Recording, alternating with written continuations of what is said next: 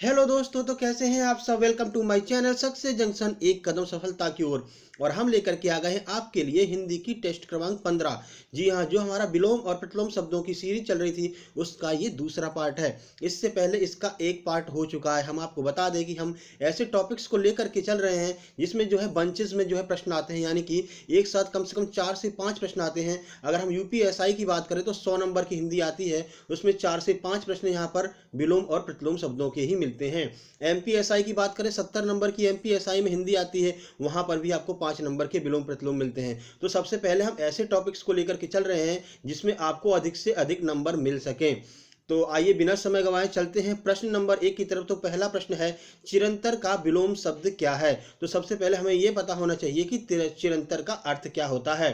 तो आइए हम आपको बताते हैं कि चिरंतर का अर्थ क्या है और इसके आंसर भी क्या हो सकता है। ऑप्शन ए है अलौकिक, ऑप्शन बी है लौकिक, ऑप्शन सी है नश्वर और ऑप्शन डी है नैसर्गिक। तो आइए देख लेते हैं कि इसका आंसर क्या होने वाला है। तो इसका आंसर सी यानी कि नश्वर चिरंतर का जो है वो विपरीत होता है। तो आइए पूरी जानकारी आपको देते हैं कि चिरंतर क्या है और नश्वर क्या है। तो देखिए, चिरंतर का विलोम शब्द नश्वर होता है। चिरंतर का अर्थ है बहुत लंबे समय तक जीने वाला और नश्वर का अर्थ होता है बहुत जल्दी समाप्त हो जाने वाला। देखिए, कहा भी जाता है कि आत्मा जो है वो अजर और अमर है, यानी कि आत्मा तो चिरंतर है लेकिन शरीर जो है वो शरीर नश्वर है, यानी कि शरीर समाप्त हो जाता है लेकिन आत्मा हमेशा बनी रहती है। ऐसा बहुत बार आपने सुना भी होगा। तो यही इसका अर्थ है कि नश्वर का अर्थ है समाप्त हो जाने वाला, वहीं चिरंतर का अर्थ है बहुत समय तक रहने वाला। तो उम्मीद करते हैं यह प्रश्न समझ में आ गया होगा। तो चलते हैं प्रश्न नंबर 2 की तरफ। तो प्रश्न नंबर 2 आपके सामने आ रहा है, आइए देखते हैं। तो ये आ गया आपके सामने प्रश्न नंबर 2 कि मौन का विलोम शब्द बताइए। ऑप्शन ए है मुखर, ऑप्शन बी है मौखिक, ऑप्शन सी है मयंक और ऑप्शन डी है विकार। तो क्या होगा यहाँ पर मौन का विलोम। तो आइए आपको इसका आंसर बताते हैं और ये भी बताते हैं आपको कि मौन का अर्थ क्या होता है। तो इसका आंसर है ए, यानी कि मौन का विलोम शब्द मुखर है। देखिए, मौन का अर्थ होता है शांत रहने वाला, वहीं मुखर का अर्थ होता है बोल चाल में निपुण। तो देखिए, अगर कोई आपसे बात ज्यादा नहीं कर रहा है, जैसे आपने उससे पानी की पूछा, पानी लाऊं भाई, उसने कहा भाई कुछ लाऊं खाने को, उसने कहा तो ये क्या है, वो हमेशा मौन रहने वाला है, ज्यादा आपसे बात नहीं कर रहा है। वहीं अगर मुखर व्यक्ति की बात करें तो आप उस व्यक्ति से अगर आप पूछते हैं कि भाई कुछ खाने को ले आऊं, हाँ भाई ले आओ, ये भी ले आओ, वो भी ले आओ, भाई रसगुल्ले भी ले आओ और बर्फी भी ले आओ, मतलब वो बोल चाल में निपुण है। वही इस यही अर्थ होता है मुखर शब्द का, यानी कि मुखर का अर्थ है अधिक बात करने वाला, इसे हम वाचाल भी कह सकते हैं। वही मौन का अर्थ है कम बात करने वाला। उम्मीद करते हैं ये प्रश्न भी आपको समझ में आया होगा। तो चलते हैं अगले प्रश्न की तरफ। अगला प्रश्न आ रहा है आपके सामने, आइए देखते हैं।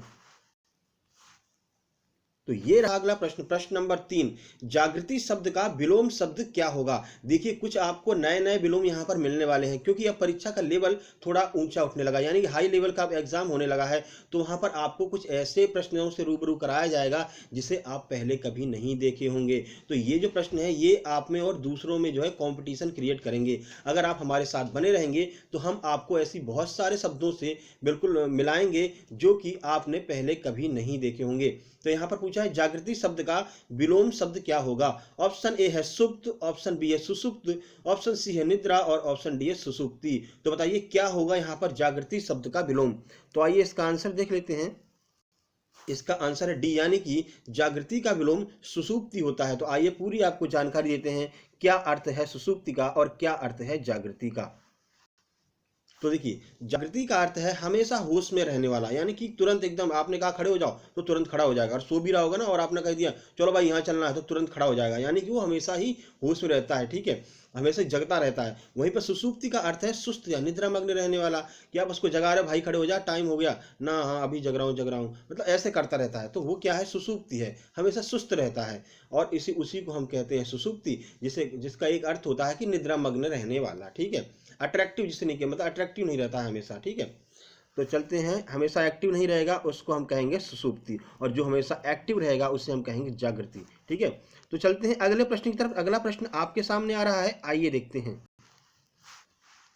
तो ये रहा आपका प्रश्न नंबर 4। उदार शब्द का विलोमार्थी शब्द क्या है? तो पहले हम आपको बताते हैं कि उदार का अर्थ क्या होता है, उसके बाद इसका आंसर देखते हैं। तो उदार का अर्थ होता है कि हमेशा आपने जैसे कोई दानी व्यक्ति जैसे हो, आपने उससे मांगा कोई चीज़, आपने 5 रुपये मांगे तो उसने 10 रुपये दे दिए, तो वो व्यक्ति कैसा होता है? उदार व्यक्ति होता है। ऑप्शन ए है निकृष्ट, ऑप्शन बी है कृपण, ऑप्शन सी है अधम और ऑप्शन डी है अनुदात। तो आइए देखते हैं क्या होने वाला है इसका आंसर। तो इसका आंसर है बी, यानी कि इसका जो विपरीत होगा वो कृपण होगा। देखिए, उदार का विलोम कृपण है, वही निकृष्ट शब्द का विलोम उत्कृष्ट होता है, अधम का जो विलोम है वो उत्तम होता है, तथा अनुदात्त का विलोम उदात्त होता है। तो जितने यहाँ पर ऑप्शन आपको दिए थे उन सारे ऑप्शनों के हमने विलोम भी आपको बता दिए। ठीक है, उदार तो आपको समझ में आ गया कि उदार का विलोम क्या होता है? कृपण होता है। अगर आपने किसी से 5 रुपये मांगे और उसने 10 रुपये दे दिए तो वो उदार है, और आपने किसी से 10 रुपये मांगे उसने मात्र 2 रुपये दिए तो वो कैसा है? कृपण व्यक्ति होता है, यानी कि कंजूस व्यक्ति होता है। तो आइए आपको ले चलते हैं प्रश्न नंबर 5 की तरफ। तो प्रश्न नंबर 5 आपके सामने आ रहा है कि आचार का विलोम शब्द क्या होगा? ऑप्शन ए है व्यभिचार, ऑप्शन बी है अनाचार, ऑप्शन सी है लंपटता और ऑप्शन डी है दुष्टता। तो आइए देखते हैं इसका आंसर क्या रहने वाला है। इसका आंसर बी, यानी कि अनाचार जो है वो आचार शब्द का सही विलोम होगा। तो आइए पूरी जानकारी देते हैं आपको इस प्रश्न के बारे में। तो देखिए, आचार का विलोम अनाचार होता है, वहीं व्यभिचार का सदाचार होता है, एवं दुष्टता का विलोम सज्जनता होता है। तो आपको तीनों ऑप्शन के विलोम हमने यहाँ पर बता दिए हैं। तो आचार कैसा होता है? मान लीजिए आप कोई अच्छा काम करते हैं तो भाई ये तो बड़ा आचारी व्यक्ति है। अगर आप कोई बुरा काम करते हैं या फिर किसी भी आप कोई जुल्म करते हैं तो कैसे कहते हैं? अरे वो जो राजा है ना वो बड़ा अनाचारी राजा है, यानी कि इतना जुल्म करता है अपनी प्रजा के ऊपर। तो वहां से आपको विलोम क्लियर हो जाएगा कि आचार का जो विलोम होता है वो अनाचार होता है। उम्मीद करते हैं यह प्रश्न आपको क्लियर हो चुका होगा। तो चलते हैं प्रश्न नंबर 6 की तरफ। तो प्रश्न नंबर 6 आपके सामने आ रहा है, आइए देखते हैं प्रश्न नंबर 6। तो देखिए, अपव्यय शब्द का विलोम शब्द क्या होगा? ऑप्शन ए है अभिव्यय, ऑप्शन बी है बहुव्यय, ऑप्शन सी है अव्यय या फिर ऑप्शन डी है मितव्यय। तो पहले हम आपको ये बता देते हैं कि अपव्यय शब्द का अर्थ क्या होता है। तो देखिए, अपव्यय शब्द का अर्थ होता है किसी चीज को आवश्यकता से अधिक खर्च करना। कहते नहीं भाई पानी ज्यादा मत फैलाओ क्योंकि पानी आगे मिलने वाला नहीं है भाई, इतना खत्म हो जाएगा पानी। तो क्या कहते हैं? पानी का अपव्यय मत कीजिए। ठीक है, तो अब आपको समझ में आ गया होगा कि अपव्यय का विलोम क्या होता है, क्योंकि बहुत बार यहाँ पर आप इस शब्द को अपनी बोलचाल की भाषा में भी लेते हो। तो आइए देखते हैं आंसर, क्या आपका आंसर सही है या फिर है गलत। आइए देख लेते हैं। तो जी हाँ, आपका आंसर बिल्कुल सही है। अपव्यय का जो विलोम होगा वो होगा मितव्यय। कहते हैं ना कि भाई वो बड़ा मितव्ययी व्यक्ति है, यानी कि वो बचा बचा करके काम करता है। पैसे अगर खर्च करने होंगे तो अगर कहीं पर 10 रुपए का सामान लेना है तो वो कोशिश करेगा कि वो सामान 8 रुपए में ही आ जाए। तो वो कैसा है? मितव्ययी व्यक्ति है, यानी कि बचत करके चलने वाला। ठीक है, उम्मीद करते हैं ये भी क्लियर हो गया होगा। तो चलते हैं प्रश्न नंबर 7 की तरफ। प्रश्न नंबर 7 आपके सामने आ रहा है, आइए देखते हैं प्रश्न नंबर 7। तो ये रहा आपका प्रश्न नंबर 7 की विमुख शब्द का विलोम क्या होगा? ऑप्शन ए है अमुख, ऑप्शन बी है उन्मुख, ऑप्शन सी है प्रमुख और ऑप्शन डी है इनमें से कोई नहीं। तो आइए देख लेते हैं इसका आंसर क्या होने वाला है। तो देखिए, इसका आंसर है बी, यानी कि विमुख का विलोम सम्मुख होता है, या फिर हम उन्मुख भी कह सकते हैं, जबकि प्रमुख शब्द का विलोम सामान्य या फिर गौड़ होता है। तो देखिए, हम आपको समझाते हैं कि विमुख क्या है। कहते नहीं कि देखिए वो हमसे विमुख हो गया, यानी कि वो हमसे दूर चला गया, या फिर उसने हमसे निगाहें फेर ली, तो हम उसे क्या कहते हैं? कि वो हमसे विमुख हो गया, यानी हमारी तरफ देख करके बात ही नहीं कर रहा है। ठीक है, हमसे बात ही नहीं कर रहा है। वही सम्मुख शब्द का अर्थ होता है कि वो हमारे पास आ गया, हमसे बात करने का आ गया। कि कहते हैं, देखो कई बार आपने सुना भी होगा, वो हमारे सम्मुख खड़ा है, यानी हमारे सामने खड़ा है, तो ये विमुख का विलोम हो जाएगा। वहीं पर अगर हम बात करते हैं कि जो विलोम उस होता है शब्द सामान्य, जो है सामान्य या फिर गौड़, ये उसका विलोम होता है प्रमुख शब्द का। कहते हैं कि वो ये बहुत ही प्रमुख बात है, ये बहुत ही प्रमुख न्यूज़ है, और कहते हैं भाई ये तो बड़ा सामान्य बात है, ये बड़ा सामान्य सा आदमी है। तो क्या होता है? प्रमुख का विलोम शब्द जो होता है वो सामान्य या फिर गौड़ भी होता है। तो चलते हैं प्रश्न नंबर 8 की तरफ। प्रश्न नंबर 8 आपके सामने आ रहा है, आइए देखते हैं प्रश्न नंबर 8। तो ये आ गया आपके सामने प्रश्न नंबर 8 की कनिष्ठ का विलोम क्या होगा? ऑप्शन ए है श्रेष्ठ, ऑप्शन बी है अश्रेष्ठ, ऑप्शन सी है ज्येष्ठ और ऑप्शन डी है वृद्ध। देखिए, कनिष्ठ का अर्थ क्या होता है? कनिष्ठ का अर्थ होता है छोटा, यानी पद में छोटा। कहते हैं नहीं, देखिए वो हमारा कनिष्ठ अधिकारी है, यानी कि वो हमारा छोटा अधिकारी है। तो इसका विलोम क्या होगा? आइए देख लेते हैं। उम्मीद करते हैं आपको समझ में आ गया होगा और आपने आंसर भी लगा दिया होगा इसका। आइए देखते हैं। जी हाँ, इसका आंसर सी, यानी कि कनिष्ठ का विलोम यहाँ पर ज्येष्ठ होता है। ज्येष्ठ का अर्थ है बड़ा। ठीक है, तो अब तो आपको समझ में आ गया होगा कि कनिष्ठ शब्द का अर्थ क्या होता है। कई बार क्या परीक्षाओं में दिया रहता है कनिष्ठ कनिष्ठ, अब आपको समझ में ही नहीं आएगा कि कनिष्ठ का अर्थ क्या है, तो आप इसका आंसर कैसे लगा पाएंगे। तो हम आपको ऐसे शब्दों से भी रूबरू करवाएंगे जो शब्द थोड़े कठिन होते हैं। ठीक है, जैसे अगर ये पैराग्राफ में भी आए तब भी आप आंसर लगा करके आए, पैराग्राफ में भी आपके समझ में आ जाए। तो ये आ गया आपका प्रश्न नंबर 9। कृपण शब्द का विलोम शब्द क्या होगा। ऑप्शन ए है दानी, ऑप्शन बी है त्यागी, ऑप्शन सी है खर्चीला और ऑप्शन डी है कंजूस। तो कृपण का अर्थ क्या होता है, हम आपको अभी प्रीवियस प्रश्न में ही बता चुके हैं। कृपण का अर्थ है बचा बचा कर खर्च करने वाला, जिसे हम कंजूस भी कहते हैं। तो इसका आंसर क्या होगा, अब तो आपने इसका आंसर लगा ही लिया होगा। आइए देख लेते हैं इसका आंसर। तो इसका आंसर होगा दानी। देखिए आइए देखते हैं। जी हाँ, कृपण शब्द का विलोम दानी होता है। ठीक है, वही खर्चीला शब्द का विलोम मितव्ययी होता है, हमने आपको बताया ही, अभी अभी जस्ट बताया है। त्यागी का ग्रही होता है, यानी किसी ने अपने घर को त्याग दिया, कहते हैं भाई वो तो त्यागी है। लेकिन अगर कोई अपने ग्रह पर निवास कर रहा है, रह रहा है, उसे क्या कहते हैं, ग्रही व्यक्ति है। और कंजूस का विलोम दानी होता है, ये तो आपको पता ही होगा बड़े अच्छे तरीके से। तो चलते हैं प्रश्न नंबर 10 की तरफ। प्रश्न नंबर 10 आपके सामने आ रहा है। आइए देखते हैं प्रश्न नंबर 10। तो ये रहा प्रश्न नंबर 10। आरोही का विलोम शब्द क्या होगा। ऑप्शन ए है अवरोही, ऑप्शन बी है निरोही, ऑप्शन सी है अनरोही या फिर ऑप्शन डी है विरोही। तो आइए देखते हैं इसका आंसर क्या होने वाला है। देखिए इसका आंसर है ए, यानी कि आरोही शब्द का विलोम अवरोही होता है, जबकि आरोह शब्द का विलोम अवरोह होता है। ये बातें आपको ध्यान रखनी है। ठीक है, देखिए कुछ शब्द ऐसे होते हैं जिनके आगे आप केवल धातु या फिर प्रत्यय लगा दें तो उसका विपरीत बन जाता है, तो ये उनमें से ही है।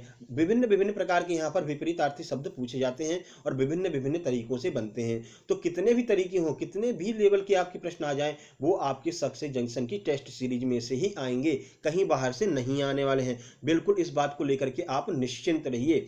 तो आइए देखते हैं प्रश्न नंबर 11 आपके सामने आ रहा है। ये रहा आपके सामने प्रश्न नंबर 11। सुषुप्ति शब्द का विलोम क्या होगा। देखिए ये जो शब्द है ये बहुत ही कठिन शब्द होते हैं, अगर ये पैराग्राफ में एक बार आ जाते हैं तो एक बार दिमाग घूम जाता है कि ये सुषुप्ति शब्द क्या होता है। भाई समझ में ना आ रहा, ये तो सर ने पढ़ाया ही नहीं है कोचिंग वाले ने। लेकिन अगर कोचिंग वाले सर ने नहीं पढ़ाया तो सक्सेस जंक्शन किस लिए भाई। हम आपको पढ़ाएंगे कुछ ऐसे शब्द जो आपको बाद में कठिनाई देंगे, लेकिन हम आप इस ऐसे शब्दों को बिल्कुल सरल भाषा में तोड़ देंगे भाई, बड़े आराम से आपको समझ में आने वाला है परीक्षा में। आइए देखते हैं सुसुप्ति का विलोम क्या होगा। ऑप्शन ए है जागरण, ऑप्शन बी है अचेतन, ऑप्शन सी है मुमूर्षा और ऑप्शन डी सुप्त। तो इसका आंसर तो ए हो गया, लेकिन अन्य जो ऑप्शन दिए हैं उन सारे ऑप्शन के बारे में भी हम आपको बताने वाले हैं। तो देखिए प्रश्न में दिए गए सुसुप्ति का विलोम होता है जागरण। वही बात देखिए, सुसुप्ति का अर्थ क्या होता है, हमेशा सोते रहने वाला। आपने खड़ा किया भाई जग जा, अरे भाई जग जा, टाइम हो गया 9 बज गए भाई अब तो चल, चल रहा हूँ, मतलब वो जगने का नाम ही नहीं ले रहा है, तो कैसा सुसुप्ति स्थिति में है। और उसका विलोम क्या होगा, जागरण होगा। भाई आपने उससे बोला भाई चल मॉर्निंग वॉक पे चलना, अरे तुरंत भाई चलो चलो, मतलब कि वो जागरण अवस्था में रहता है, हमेशा एक्टिव रहता है। ठीक है, वहीं चेतन का विलोम है अचेतन या फिर जड़। देखिए चेतन का अर्थ क्या होता है, जिसमें चेतना हो, जिसमें जान हो, जैसे कि मनुष्य। वहीं पर अचेतन या फिर जड़ का अर्थ क्या होता है, जिसमें चेतना या फिर जान नहीं हो, जिसमें आत्मा नहीं हो, जैसे कि पहाड़ या फिर पर्वत। और इसका एक जो पर्यायवाची होता है पहाड़ या पर्वत का, उसका पर्यायवाची होता है अचेतन, उसे जड़ भी कहते हैं। तो यहाँ से ये भी क्लियर हो गया, आपका पर्यायवाची भी साथ ही साथ में क्लियर हो गया। तो चलते हैं अगले प्रश्न की तरफ। अगला प्रश्न हमारे सामने आ रहा है, आइए देखते हैं। तो ये रहा प्रश्न नंबर 12। ब्रह्मा का विलोम शब्द क्या होगा। ऑप्शन ए है जीव, ऑप्शन बी है माया, ऑप्शन सी है जगत और ऑप्शन डी है अज्ञान। तो बताइए क्या अर्थ होगा यहाँ पर, क्या विलोम होगा यहाँ पर ब्रह्मा का। तो देखिए ब्रह्मा का अर्थ है भगवान, और भगवान किसको बनाते हैं, जीवों को भगवान ही बनाते हैं भाई। तो ब्रह्मा का विलोम क्या हो जाएगा, अब तो आपको समझ में आ ही गया होगा। अब कुछ लोग तो ऐसे भी कहते हैं भैया आप पहले ही बता देते हो, हमें पहले ही आंसर पता चल जाता है। तो भाई एक्स्ट्रा जानकारी भी तो आपको देते हैं बाद में, आइए देखते हैं। तो ये रहा इसका आंसर, यानी कि ब्रह्मा का विलोम शब्द यहाँ पर जीव ही होगा। जी हाँ बिल्कुल आपने सही लगाया है, ब्रह्मा का विलोम जीव ही होने वाला है। तो बता तो दिया ही हमने आपको कि ब्रह्मा का विलोम जीव कैसे हो जाएगा। जीवों को जो है ब्रह्मा जी ने ही तो बनाया भाई, तो ब्रह्मा का विलोम जीव हो जाएगा। आइए देखते हैं अगला प्रश्न आपके सामने आने वाला है। तो ये रहा प्रश्न नंबर 13 आपके सामने। हर्ष का विलोम शब्द क्या होगा? देखिए हर्ष का अर्थ क्या होता है पहले आपको ये तो पता होना चाहिए। तो हर्ष का अर्थ होता है खुशी, अंदर से बहुत अच्छी खुशी लग रही है, मन प्रसन्न है, तो हम क्या कहते हैं भाई वो तो बड़ा हर्ष विनोद में है। तो देखिए आइए देखते हैं इसका ऑप्शन देख लेते हैं पहले। तो ऑप्शन ए है विषाद, ऑप्शन बी है रुदन, ऑप्शन सी है करुणा और ऑप्शन डी है खुशी। तो इसका आंसर होने वाला है ए। आइए बताते हैं इसका आंसर ए ही क्यों है। तो देखिए हर्ष का विलोम शब्द सुख, वहीं विषाद, जबकि रुदन का विलोम शब्द हास होता है, ठीक है। और खुशी का विलोम तो गम होता है भाई। खुशी तो हर जगह बहुत कम है, चारों तरफ बस गम ही गम है भाई, आजकल ऐसे ही होने वाला है, ठीक है, ऐसे ही होता रहता है। लेकिन हमको भाई उन गमों में से भी खुशी को ढूंढना है, अपने चेहरे पर हमेशा मुस्कुराहट रखनी है। और अगर आप सत्य जंक्शन के साथ में रहेंगे तो आपके प्रश्न क्लियर होते चलेंगे, तो आपके अंदर अपने आप से खुशी की भावना आएगी भाई, चेहरा एकदम दमकता रहेगा भाई, ठीक है। कोई भी आपको क्रीम लेने की जरूरत नहीं है भाई, फेयर एंड लवली या फिर फेयर हैंडसम, ऐसा कुछ भी लेने की जरूरत नहीं है। अगर आपके प्रश्न सही होते हैं, जो आप पढ़ रहे हैं वो आपकी परीक्षाओं में आता है, तो भाई आपके चेहरे पर खुशी तो अपने आप ही आ जाएगी, चेहरा तो अपने आप ही दमकता रहेगा भाई। यूपी पीसीएस देकर के आए होंगे तो आपको समझ में आ गया होगा, 35 प्रश्न जब इसमें से सीधे हमारी सीरीज में से जब मिले होंगे, हमारी टेस्ट सीरीज में से, तो आपका चेहरा तो एकदम दमक गया होगा भाई। यूपी पीसीएस जैसे एग्जाम में अगर 35 से 40 प्रश्न अपनी परीक्षा से आते हैं तो ये बहुत बड़ी बात हो जाती है भाई, ठीक है। तो हम आपको ऐसे महत्वपूर्ण प्रश्नों को ही बताएंगे, फालतू के प्रश्न हम लेकर के ही नहीं आएंगे। जो परीक्षा में आने नहीं उनको क्यों पढ़े भाई, जिससे हमको फायदा नहीं है उसको क्यों पढ़ें। तो हम ऐसे प्रश्नों से आपको मिलाएंगे ही नहीं जो आपकी परीक्षा में नहीं आने वाले हैं। जो आपकी परीक्षा में आने वाले हैं वो प्रश्न आपको बिल्कुल कंफर्म हो जाएंगे, बिल्कुल क्लियर हो जाएंगे। यहाँ पर जैसे क्लियर एज ए क्रिस्टल, एक तो क्लियर होता है बिल्कुल क्लियर हो जाना मतलब समझ में ही ना आना, और एक होता है क्लियर एज ए क्रिस्टल यानी बिल्कुल क्लियर हो गया, बिल्कुल समझ में आ गया, एकदम क्रिस्टल की भांति, ठीक है। तो चलते हैं प्रश्न नंबर 14 की तरफ। तो प्रश्न नंबर 14 आपके सामने आ रहा है, आइए देखते हैं। तो ये रहा प्रश्न नंबर 14, प्रवृत्ति का विलोम शब्द क्या होगा। देखिए ये भी वही शब्द है, थोड़े से अलग। ऑप्शन ए है दुष्प्रवृत्ति, ऑप्शन बी है सद्प्रवृत्ति, ऑप्शन सी है वृत्ति और ऑप्शन डी है निवृत्ति। तो आइए देख लेते हैं इसका आंसर। इसका आंसर है ए, यानी कि दुष्प्रवृत्ति सही विलोम होगा यहाँ पर प्रवृत्ति शब्द का। तो आइए बताते हैं कि प्रवृत्ति का अर्थ क्या होता है, अर्थ भी तो पता होना चाहिए क्योंकि पैराग्राफ में भी तो ये शब्द आने वाला है। तो देखिए प्रवृत्ति का अर्थ है अच्छी भावना, जबकि दुष्प्रवृत्ति का अर्थ है बुरी भावना। तो अब यहां से आपको क्लियर हो गया कि देखिए हमने कितनी बार आपको बताया है, धातु या प्रत्यय लगा करके भी जो यहाँ पर विलोम शब्द बनते हैं उनमें से ये है, यानी कि दुष्प्रवृत्ति शब्द का अर्थ होता है बुरी भावना रखने वाला। तो आइए चलते हैं प्रश्न नंबर 15 की तरफ। प्रश्न नंबर 15 आपके सामने आ रहा है, आइए देखते हैं प्रश्न नंबर 15। तो ये रहा प्रश्न नंबर 15, निम्नलिखित में अनुलोम विलोम शब्दों का कौन सा युग्म सही नहीं है। देखिए ऐसे प्रश्न भी अब आपसे पूछे जाने वाले हैं कि किस इनमें से कौन सा सही नहीं है, अनुलोम विलोम का जोड़ा कौन सा सही नहीं है। तो देखिए इससे एक फायदा तो हो जाता है कि आपको जो है बहुत सारे यहाँ पर ऑप्शन के बारे में समझ में आ जाता है, एक साथ 3 से 4 प्रश्न क्लियर हो जाते हैं। तो देखिए अंतरंग बहिरंग, ऑप्शन बी है उचित अनुचित, ऑप्शन सी है सुख कष्ट और ऑप्शन डी है सुसाध्य दुसाध्य। तो इसका आंसर है सी। अब भाई समझ में नहीं आएगा यार, सुख का उल्टा कष्ट ही तो होता है भाई, ये गलत क्यों हो गया। आइए हम आपको बताते हैं कि ये गलत क्यों हो गया। तो देखिए दिए गए विकल्पों में सुख कष्ट गलत है। क्यों गलत है, क्योंकि सुख का विलोम शब्द भाई दुख होता है, अन्य सभी सही है भाई। सुख का विलोम दुख होता है, कष्ट नहीं होता है। अगर आप फ्लो में रहेंगे तो आप इसको आंसर नहीं लगा करके आएंगे, आप कुछ और ही लगा करके आ जाएंगे। ये तो आपके दिमाग में रहेगा भाई सुख का विलोम तो कष्ट ही होता है, कोई दिक्कत ही नहीं है ना भाई, सुख का विलोम दुख होता है, ठीक है। अब तो क्लियर हो गया होगा। तो ये थे हमारे 15 महत्वपूर्ण प्रश्न, ठीक है। वीडियो भी हम ज़्यादा लंबी नहीं बनाना चाह रहे हैं क्योंकि हम नहीं चाहते आपका समय ज़्यादा खराब हो, ठीक है। तो ये हमारे 15 प्रश्न हैं, बहुत ही जल्दी हम इसको डिटेल में और अच्छी वीडियो लेकर के आने वाले हैं। बस आपके सहयोग की आवश्यकता है, यानी कि आप अपने दोस्तों को शेयर कर दीजिए, उनसे बोलिए कि कुछ नया कुछ अलग कुछ ट्रिक की मदद से यहाँ पर सक्सेस जंक्शन पर चल रहा है। तो अगर आप हमारे चैनल पर नए हैं तो सक्सेस जंक्शन को सब्सक्राइब कर लीजिए, क्योंकि बहुत सारी क्लास बहुत सारी ट्रिक्स और टेक्निक्स हम अपने चैनल पर लेकर के आते हैं। रोज़ शाम को 4 बजे आपको कुछ नया कुछ एक्स्ट्रा मिलने वाला है। छोटी सी वीडियो होती है 10 से 12 मिनट की, लेकिन उसमें आपको ऐसी जानकारी मिलती है, चाहे वो हम इंग्लिश की बात कर लें या फिर मैथ्स की बात कर लें। ट्रिक और टेक्निक्स की क्लास होती है शाम को 4 बजे। उम्मीद करते हैं आप उस क्लास को जरूर देखेंगे। तो जल्दी ही मिलते हैं आज शाम को 4 बजे कुछ नई ट्रिक और टेक्निक्स के साथ में।